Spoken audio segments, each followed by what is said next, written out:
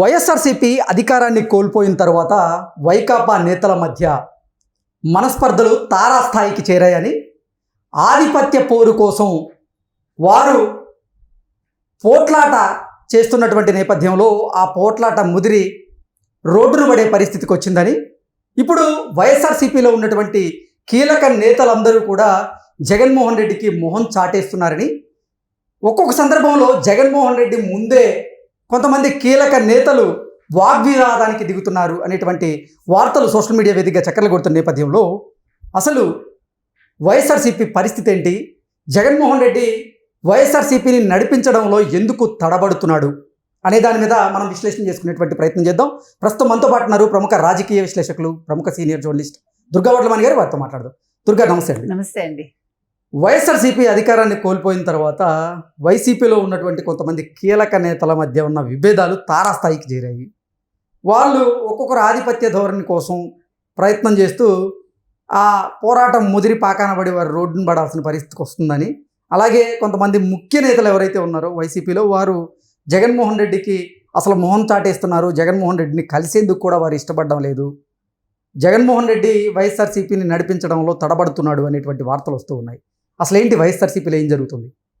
మనం నిన్నటి వరకు చూసామండి, మీరు చూశారు కూడా. ఇప్పుడు షర్మిలది ఒక పెద్ద ఇష్యూ అవుతుంది మనం తీసుకుంటే కనుక. అయితే ఇప్పుడు ఇవాళ కూడా వైఎస్ఆర్సీపీ షర్మిల మీద చాలా దారుణంగానే వ్యాఖ్యలు చేసింది. ప్లస్ తెలుగుదేశానికి వెళ్ళిపోతుంది, కూడా తెలుగుదేశానికి కొమ్ము కాస్తుంది, ఇవన్నీ మాట్లాడుతున్నారు. అసలు షర్మిల గురించి మాట్లాడే హక్కు వీళ్ళెవరికి లేదు. నిన్న కూడా మనం అదే చెప్పుకున్నాం. ఎందుకంటే ఆవిడ ఒక పార్టీకి చెందిన ఆవిడ మాట్లాడుతుంది, అది ఆవిడ ఇష్టం. వీళ్ళు ఇక్కడ అన్నా చెల్లెలుగా మాట్లాడకూడదు, అంతకంటే అసలు రాజశేఖర రెడ్డి కూతురు అనే హక్కు వీళ్ళెవరికి లేదు. మనం ప్రతిసారి అది చెప్తున్నాం. ఇకపోతే ఇప్పుడు మన జగన్మోహన్ రెడ్డి విషయానికి వచ్చేసరికి ఆయన ఇప్పుడు కేసుల భయంలో ఉన్నాడు. ఎక్కడ అరెస్ట్ అవుతాను ఆ భయంతో ఆయనకి ఏం చేయాలో దిక్కు తోచట్లేదు. ఇటు పార్టీని నడిపించలేకపోతున్నాడు ఆయన, అటు కుదురుగా తాడేపల్లిలో ఉండలేకపోతున్నాడు. మాట మాట్లాడితే యలహంకకి వెళ్తున్నాడు. ఎందుకు యలహంకకి వెళ్తున్నాడు, ఏంటి అక్కడ అంటే డికే శివకుమార్ తోటి ఏమన్నా ఆయన మంత్రాలు సాగిస్తున్నాడా, ఎలాగైనా ఇండియా కూటమికి దగ్గర అవ్వాలనుకుంటున్నాడా? ఇప్పుడు అందరిలో ఉండే చర్చ అదే. ఇంకో పక్క మీరు చెప్పట్టుగా వర్గ విభేదాలు కావచ్చు, లేకపోతే పార్టీ అంతర్గత విభేదాలు కావచ్చు, ఇవి కూడా ఎక్కువైపోయాయి. మొన్నటి వరకు ఒక వ్యక్తే పార్టీని నడిపించాడు. గత 5 ఏళ్ళు మనం తీసుకున్నామంటే మీడియాని కావచ్చు, లేకపోతే జగన్మోహన్ రెడ్డిని ఇండైరెక్ట్ గా నడిపించింది మనందరం చెప్పుకున్న వ్యక్తి మనందరికీ తెలుసు. ఆయన షాడో ముఖ్యమంత్రిగా ఉన్నాడు, ప్రతి ఒక్కళ్ళకి తెలుసు. ఆయన ఈ మధ్య కాలంలో పక్కకి వెళ్లాల్సి వచ్చింది. ఎందుకంటే మొన్న ఎన్నికల్లో ఓడిపోవటానికి జగన్మోహన్ రెడ్డి ఆ వ్యక్తి కారణం అనే మాటలు కూడా వచ్చాయి.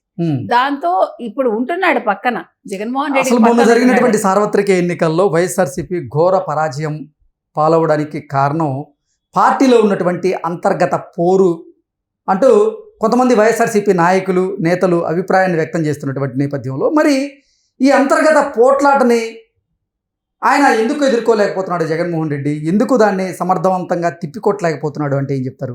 ఇప్పుడు పవర్ లేదండి మనిషికి. ఎప్పుడు కూడా అధికారం ఎప్పుడైతే పోయిందో వాళ్ళకి కమాండ్ చేసే శక్తి కూడా పోతుంది. అందులో ఇప్పుడు ఆయన పార్టీ అధినేతకు కమాండ్ చేసే శక్తి లేకపోతే ఆ పార్టీని ఎలా నడిపించగలడు? ఎక్కడ అధినేత ఎప్పుడు చేశాడు, ఏం చేశాడు? ఆయన ఎప్పుడైనా ప్రెస్ ముందుకి ఇప్పుడు అవసరం కొద్దీ వస్తున్నాడు, మనం చూసిన గట్టిగా మాట్లాడగలడా? ఎవరో వెనకాలండి నడిపించాలి ఆయన్ని. మనం 100 సార్లు చెప్పుకున్నాం ఇప్పటికి. తల్లి అయింది, చెల్లి అయింది, బాబాయ్ హత్య అయింది, ఇన్ని అయ్యాయి. తర్వాత ఒక షాడో ముఖ్యమంత్రి వెనకాలండి నడిపించాడు. ఆయన ఓటమికి ఒక రకంగా కారణం అయ్యాడు. అంతకంటే కూడా మీరు ఇందాక చెప్పినట్టుగా ప్రతి ఒక్కళ్ళు ఎవరికి వాళ్ళు తిలాపాపం తలాపిడికడని ప్రతివాడు జగన్మోహన్ రెడ్డి ఓడిపోవటానికి వేరే రకంగా కారణభూతులయ్యారు అంతే చెప్పాలంటే. అంటే ఒక వ్యక్తితోటి ఎప్పుడైతే మనకు అధికారం వికేంద్రీకరణ జరుగుతుందో, వేరే వాళ్ళకి అధికారం అంటే వాళ్ళకి అనుభవించే అవకాశం రాదో, వాళ్ళందరూ కూడా కోపం పెట్టుకుంటారు కదా. ఇప్పుడు జగన్మోహన్ రెడ్డి ఒక్క మనిషికే ఇంపార్టెన్స్ ఇచ్చాడు చెప్పాలంటే. ఎక్కడికక్కడ మిగతా వాళ్ళకి ఇచ్చినట్టే ఇచ్చాడు, కానీ ఎవరికి కూడా ఆయనతో డైరెక్ట్ మాట్లాడే అవకాశం ఎక్కడిచ్చాడండి? ఎవరికైనా తాడేపల్లికి వెళ్ళే అవకాశం ఉందా? ఏ ఎమ్మెల్యే అయినా ఎంపీ అయినా 5 ఏళ్లలో జగన్మోహన్ రెడ్డి తోటి ముఖాముఖి మాట్లాడగలిగారా? లేదు కదా. ఎంతసేపు they have to go to 2 persons, ఒకళ్ళు షాడో ముఖ్యమంత్రి, లేకపోతే ఇంకొక వ్యక్తి, అంతే. వీళ్ళిద్దరి ద్వారానే వాళ్ళు వెళ్ళాలి తప్ప ఇంకా ఆయనకి డైరెక్ట్ వెళ్ళి చెప్పే పరిస్థితి అయితే లేదు. ఇకపోతే ఇప్పుడు ఇద్దరి మధ్య ఆధిపత్య పోరు మీరు అంటున్నారు. ఎవరిద్దరి మధ్య ఆధిపత్య పోరు ప్రధానంగా వైఎస్ఆర్సీపీలో కనబడుతుంది. ఇప్పుడు షాడో ముఖ్యమంత్రికి మొన్నటి వరకు తిరుపతిలో ఉన్న ఇప్పుడు అంటే వాళ్ళ కొడుకు మొన్న అరెస్ట్ అవ్వబోయాడు కదా, 41A పెట్టారు కేసు. వాళ్ళ నాన్నగారు అన్నమాట. ఆయన వీళ్ళిద్దరూ కలిసి ఈ రోజు ఇప్పుడు ఆ తుడాకి సంబంధించిన తిరుపతి తుడాలో పనిచేసిన ఆయన ప్లస్ ఇప్పుడు ఈ షాడో ముఖ్యమంత్రి మధ్య ఆధిపత్య పోరు నడుస్తోందండి. అంటే ఏ విషయంలో ఆధిపత్య పోరు వాళ్ళకి? అంటే ఇప్పుడు నెంబర్ 2 ఎవరు, మొన్నటి వరకు నెంబర్ 2 గా ఇంకా ఎవరైతే ఉన్నారో, ఎంపీగా ఎవరైతే ఉన్నారో, మొన్న రాజ్యసభలో ఉప చైర్మన్ చేత ఎవరైతే చీవాట్లు తిన్నారో ఆయనకి మనశ్శాంతి లేకుండా ఆయన ఢిల్లీలో తిరుగుతున్నాడు. ఇప్పుడు ఆయన్ని జగన్మోహన్ రెడ్డి పక్కకు పెట్టాడు, అందరికీ తెలుసు. ఆయన ఇప్పుడు ఆయన పర్సనల్ చూసుకుంటాడా, ఆయన కేసులు చూసుకుంటాడా, ఆయన విషయాల్లో బయటపడతాడా, ఆయన గందరగోళంలో ఆయన ఉన్నాడు. ఇక్కడ వీళ్ళిద్దరి మధ్య ఇప్పుడు ఆధిపత్య పోరు అసలు ఎందుకు అనేది మనకు అర్థం కావట్లేదు. అంటే మీరు చెప్పేటువంటి ఆ పర్టికులర్ రాజ్యసభ సభ్యులు లేకుండా జగన్మోహన్ రెడ్డి ఆ పార్టీ మనుగడ సాధించగలదంటారా? ఎందుకు సాగించలేడండి? ఇప్పుడు ఆయన ఇప్పుడు A2గా ఉన్న వ్యక్తి ఎన్ని రోజులు ఏంటంటే A2గా ఉండి ఆయన ఏ విషయంలో కూడా ఇప్పుడు A2గా లేడు కదా. ఇప్పుడు మనం చెప్పుకుంటున్న ఈ సకల శాఖ మాతిలు మొన్నటి వరకు ఆయనే కదా, తర్వాత అంతా కూడా ఆధిపత్యం అంటే తీసుకుంటే జగన్మోహన్ రెడ్డి కేంద్రంలో లాబింగ్ చేయలేడు. కేంద్రం నుంచి వైఎస్ఆర్సీపీకి కావాల్సినటువంటి ఏదైనా సరే లాబింగ్ చేయాలి అంటే మీరు చెప్పేటువంటి ఆ పర్టికులర్ A2నే చేయగలడు అనేటువంటి విశ్వాసంలో ఉన్నారు నిన్న మొన్నటి వరకు వైసీపీ వర్గాలన్నీ కూడా. అవునండి. ఇప్పుడు మరి A2 స్థానం కోసం ఎందుకు ఈ పోట్లాట? ఇప్పుడు వీళ్ళు A2 స్థానం కోసం కొట్టుకున్నా కూడా ఆయన్ని మించి అయితే వీళ్ళు వెళ్ళలేరు, అంతవరకు మనం గ్యారంటీగా చెప్పగలం. ఎందుకంటే ఢిల్లీలో లాబింగ్ చేయగలిగేది ఆ A2నే. వీళ్ళిద్దరు ఎంత కొట్టుకున్నా వీళ్ళు రాష్ట్రం వరకు పరిమితం కాగలరు తప్ప కేంద్రం వరకు వెళ్లే అవకాశం అయితే వీళ్ళకి లేదు. ఎందుకంటే మొదటి నుంచి ఈయన రాష్ట్ర వ్యవహారాలు చూసుకున్నాడు, ఆయన జిల్లా వ్యవహారాలు చూసుకున్నాడు, ప్లస్ ఓవరాల్ గా పార్టీని నడిపించడానికి ఒక ఐపాక్ ఒకటి పెట్టుకుని ఒక 100 కోట్లు వాళ్ళకి ఇచ్చి వాళ్ళు చెప్పిన ప్రకారం వీళ్ళు నడిచి పార్టీని అధోగతి పాలైతే చేసుకున్నారు వాళ్ళు. ఒక రకంగా ఐపాక్ అతని రిషి ఎవడైతే ఉన్నాడో వీళ్ళని చాలా మిస్లీడ్ చేశాడండి, జగన్మోహన్ రెడ్డిని ఎస్పెషల్లీ. అసలు ఒక ముఖ్యమంత్రి అనే వ్యక్తి తాను ప్రెస్ ని ఎప్పుడు కూడా అతను ఫేస్ చేయాలి తప్ప ఒక సెకండ్ పర్సన్ వచ్చి, అంటే సంబంధం లేని వ్యక్తి, అతను ఒక ఎమ్మెల్యే కాదు, ఒక ఎంపీ కాదు, ఏది కాని వ్యక్తి వచ్చి ప్రతిరోజు అతను ప్రెస్ మీట్ పెట్టి అతను బ్రీఫింగ్ ఇవ్వటం ఏంటండి? అక్కడే జగన్మోహన్ రెడ్డి తెలివి తక్కువతనం బయటపడిందిగా. అసలు నిజంగా పవర్ అనేది ఎవరి చేతిలో? మీరు అన్నారు ఇందాక ఎందుకండి నడిపించలేడని. When he has the power, he doesn't have a power. ఎప్పుడు కూడా లేదు అతనికి. ఆ కమాండ్ చేసే శక్తి ఉండాలండి.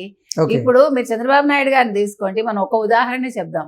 ఇప్పుడు 10 ఏళ్ళు ఆయన ముఖ్యమంత్రి చేశారు ఆల్మోస్ట్, తర్వాత 10 ఏళ్ళు ఆయన పదవిలో లేరు, మళ్ళా 5 ఏళ్ళు ఆయన ముఖ్యమంత్రి అయ్యారు, మళ్ళా 5 ఏళ్ళు పదవిలో లేరు, మళ్ళా 5 ఏళ్ళు ముఖ్యమంత్రి అయ్యాడు. ఆయన ఎప్పుడు కూడా ఆయన ప్రతిపక్షంలోనూ ఉన్నారు, అధికార పక్షంలోనూ ఉన్నారు. ఎప్పుడు కూడా అసెంబ్లీకి వచ్చాడు ఆయన, అధికారం ఉన్నా లేకపోయినా. అంటే మన ఉనికిని మనం కాపాడుకోవాలి, కింద పడ్డా పైకి లేవాలనే తత్వం ఉండాలి మనిషికి. అది జగన్మోహన్ రెడ్డికి లేదు. నాకు 11 సీట్లే వచ్చాయి, నేను ఫేస్ చేయలేను, నాకు హోదా ఇవ్వండి అని అడుక్కుంటున్నాడంటే అంతే కదా. ఆయనకి అధికారం లేదు, ఆయన ఒక టీమును ఆయన లీడ్ చేయలేడండి. ఆయన రాజశేఖర రెడ్డి కొడుకుగానే ఆయన వచ్చాడు అంతే, ఆయనకి ఇండివిజువల్ గా ఆయనకి ఏమీ లేదు. జగన్మోహన్ రెడ్డి ముందే వాగ్వివాదానికి దిగినటువంటి ఆ ఇద్దరు వైఎస్ఆర్సీపీ నేతలు ఎవరంటే ఏం చెప్తారు? సకల శాఖ మాతిలు, తర్వాత అంతకు ముందు మీరు చెప్పి తుడా చైర్మన్ గా చేసిన వ్యక్తి, వీళ్ళిద్దరి మధ్య సాగుతోందండి. అయితే ఈ ఆధిపత్య పోరు ఎవరికి వచ్చినా ఒకటే. ఇప్పుడు ఎవరు నెంబర్ 2 ఉన్నా కూడా అక్కడ ఒరిగేదేమీ లేదు, ఈ కొట్లాటలు మిగులుతాయి. అది కూడా జగన్మోహన్ రెడ్డి ముందు కొట్టుకునే స్థాయికి వచ్చారంటే ఆ భయం పోయిందనమాట జగన్మోహన్ రెడ్డి అంటే. నిన్నటి వరకు పవర్ ఉన్నప్పుడు భయపడ్డ ఈ పెద్ద మనుషులందరూ ఈ రోజు జుట్టు పట్టుకునే స్థాయికి వచ్చారంటే జగన్మోహన్ రెడ్డి స్థాయి అంటే ఆయన ఏ రకంగా దిగజారాడో ఇక్కడ అర్థమవుతుంది మనకి. అంటే అసలు సార్వత్రిక ఎన్నికల్లో వైఎస్ఆర్సీపీ ఓడిపోయిన తర్వాత, అధికారాన్ని కోల్పోయిన తర్వాత వైసీపీలో ఉన్న ముఖ్య నేతలందరూ కూడా ఒకరి తర్వాత ఒకరు పార్టీకి గుడ్ బై చెప్పి వేరే పార్టీ నేతలతో కూడా టచ్లో ఉన్నటువంటి నేపథ్యంలో ఇప్పుడు అసలు జగన్మోహన్ రెడ్డి గనక దీన్ని నిలువరించకపోతే ఈ ముఖ్య నేతలందరూ కూడా వలసబాట పట్టేటువంటి అవకాశం ఉందా? ఈ పార్టీని వీడి అంటే ఏం చెప్తారు? వీళ్ళు వెళ్ళిపోవడానికి రెడీగా ఉన్నారండి. మనం నిన్న బుగ్గన గారిని చూసాం కదా, బుగ్గన బీజేపీకి వెళ్ళాలనుకున్నారు, ఆయన వ్యాపారాలు ఆయన చూసుకోవాలనుకున్నారు, కానీ కుదిరిందా? బీజేపీ తీసుకొని పొమ్మంది. ఉమ్, ఇప్పుడు వీళ్ళు వెళ్ళటానికి రెడీ ఉన్నారు, అక్కడ తీసుకోవటానికి రెడీగా లేరు. ఉమ్, ఎందుకంటే వీళ్ళ బ్యాక్గ్రౌండ్ చూస్తే ఇప్పుడు ఆ పార్టీకి కూడా చెడ్డ పేరు వస్తుంది. ఆల్రెడీ బీజేపీకి ఉంది, ఉమ్, ఎవరెవరి మీద కేసులు ఉంటే వాళ్ళందరూ బీజేపీలో చేరతారని ఒక అపవాదం మూట కట్టుకుంది. ఉమ్, కాబట్టి ఇప్పుడు తొందరపడి బీజేపీ అయితే తీసుకోదండి. ఉమ్, టీడీపీలోకి వెళ్ళే అవకాశం చాలా తక్కువ. ఓకే. జనసేన కూడా ఆలోచించి ఆచితూచి ఆలోచించి కానీ తీసుకోదు. కాబట్టి వీళ్ళందరూ కూడా ఈ 11 మంది కావచ్చు, లేకపోతే మిగతా వాళ్ళు కావచ్చు, వాళ్ళ నియోజకవర్గాల్లో వాళ్ళ పనులు వాళ్ళు చేసుకుంటే మేబీ 2029కి వీళ్ళు చేసే పనులు ఏమైనా ఉంటే దాన్ని బట్టి ప్రజలు నిర్ణయిస్తారు.